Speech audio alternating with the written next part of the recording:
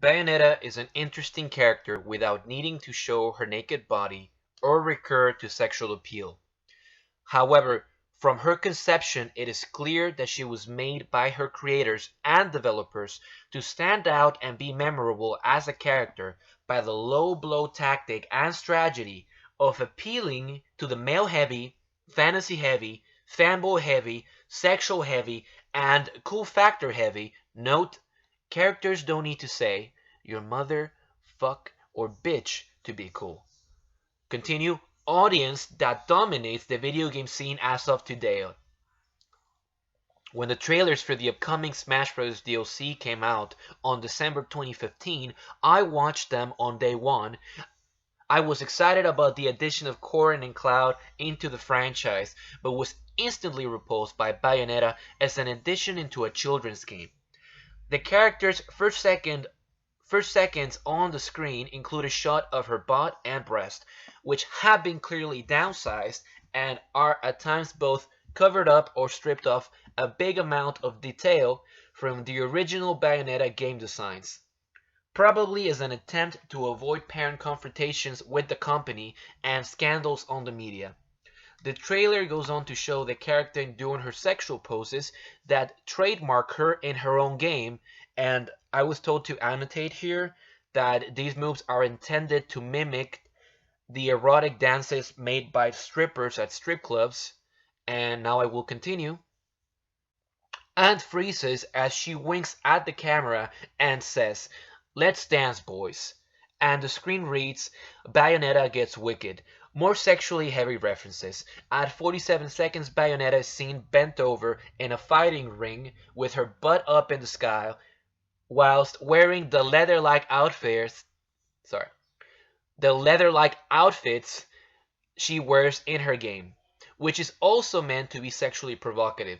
At a minute and 7 seconds, Bayonetta tells the children's character of Pit, the angel from the Kid Icarus franchise, "I like it when you play hard to get." At 1 minute and 10 seconds, Bayonetta summons the demon hand of Madame Butterfly as she gets partially undressed, just like in her own game. Once again, the nudity is downgraded so as to avoid scandals in the media. At a minute and 13 seconds, the childlike character of Pit, whom we've grown to love as an audience thanks to the innocence and goodness that he shares with characters such as Link from the Legend of Zelda franchise, says, "Whoa, they're huge," as Bayonetta summons her combo finishers.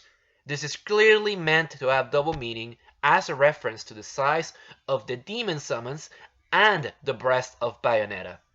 Now, you might say I am reading too much into this,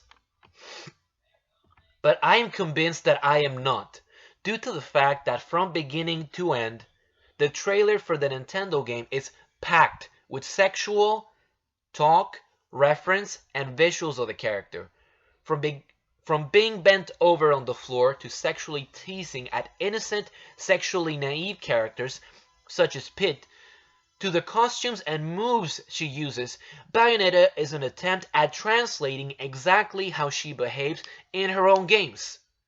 As she summons the demon limbs, she continues to get partially naked, but as opposed to her own franchise, she turns away from the camera so as to avoid showing her breast, displaying only her long naked limbs and parts of her waistline, stomach, back, and shoulders. Once again, another attempt by Nintendo to avoid the topic of sexualization and the public scandal. At a minute and 18 seconds, she summons the foot of a demon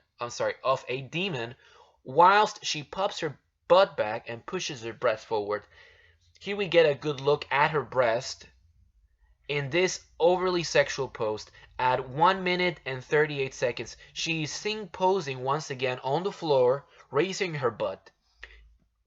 In this overly sexual and sexually submissive pose, whilst sharing the screen with the beloved child character of Kirby.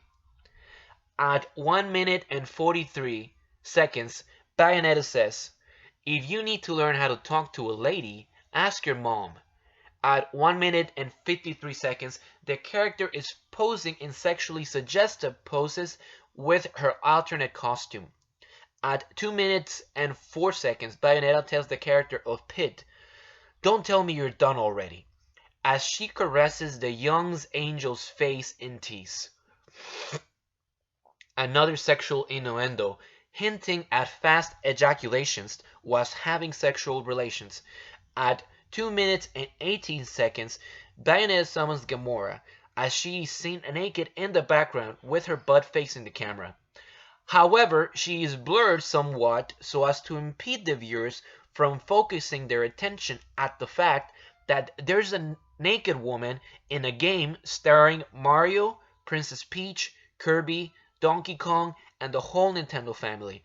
At 2 minutes and 34 seconds, Bayonetta bids farewell saying, "Don't mess with a witch," a supposedly clever play on words from the alternate, "Don't mess with a bitch." After seeing this trailer, which is in no way subtle, I was absolutely sick and repulsed to see the characters that many children grow with and that many adults like myself grew loving be thrown into fanboy sexual fantasy scenarios. This made me sick to my stomach.